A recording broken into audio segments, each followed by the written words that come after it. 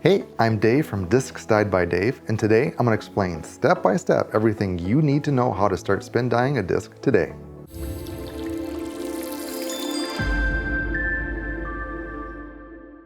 So, I'm far from an expert at this, and there are way better spin dyers out there than me. I'll leave a link below where you can check them out and get some inspiration.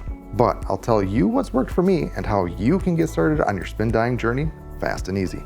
You may ask, what is spin dyeing? Well, it's pretty self-explanatory, but spin dyeing is when you apply liquid dye to a disc that is spinning. Like most dyeing techniques, it can seem intimidating at first, but it's actually really easy, and for some people, they can get into Zen state because it's so relaxing. Alrighty then. Me, not so much. To get started on your quest, you'll need the following materials. A dyeable disc. Check out the dye acceptability chart to see what plastics take dye well. Liquid dye. You can get pre-made liquid dye such as Quick Coat Worm Dip or Spin It Dip and Glow. Both are lure dyes, but please make sure you get the unscented version, unless you want your disc to smell like garlic. The other option is to make your own using powder dye like Procam or iDye Poly and mixing it with either acetone or denatured alcohol. If you want to know how easy it is to make these dye mixtures, check out the video I created on how I make mine. You'll need something to spin your disc. I've seen some crazy contraptions like a cut-up fan with a dimmer switch installed, as well as people using a Lazy Susan. But my preference is a record player. There is one feature that you might want to consider, and that is it direct drive or belt driven? I don't have any direct experience with direct drive, but from my understanding, it's smoother and has less wobble. I personally have a belt driven one, and it does the job for what I need it to do. And if you end up using a record player, there's a center pin that'll get in the way. You can either cut it off, which I don't recommend, or you can use my handy dandy 3D printed jig that I designed. Since I'm so generous, and if you have a 3D printer, you can download the STL file. If you don't have a 3D printer or know someone that does, you can buy the jig on my website if you'd like. Lastly, you'll need something to apply the dye to the disc. The first thing that comes to mind is a paintbrush. While that does work, I found that Q-tips give me the best results. Besides working well, they're cheap, disposable, and come in many forms. Link to everything I talked about in the description below. Where can you add dye to a disc? Anywhere your little heart desires. I typically do the edges as well as the bottom rim. To me, a spin dye in those areas feels like it completes the disc. And if you did some other dye to it, it can hide any mistakes that you may have made. I highly do not recommend dyeing the bottom plate. Now, it's a free country and you can do what you want, but the reason is dye over time will migrate through the disc and show up on the other side. What are some spin dyeing techniques? The most basic and easiest is just a solid ring of color. You can do one ring or as many as you like. If you like something asymmetrical, you can offset the rings with color, and my 3D printed jig makes that easy to do.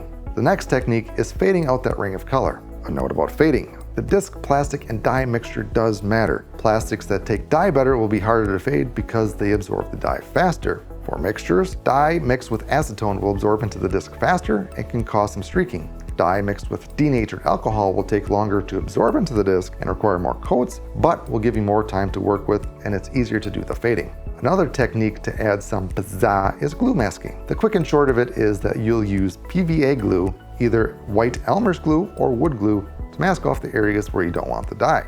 The final technique is a lollipop spin. Rather than a single continuous ring of color, the color spins inward or outward. This requires a lot of patience and good timing to get. I still haven't mastered this yet. What do you want from me? What are you, Mr. Perfect? So, those are some of the most common techniques. There are some nuances and variations within those, but your imagination is the limit on what you can do, and I highly encourage you to experiment and try new things. Alright, let me show you from start to finish how I dye a single color on the bottom rim of a disc. Let's head over to the Zen station.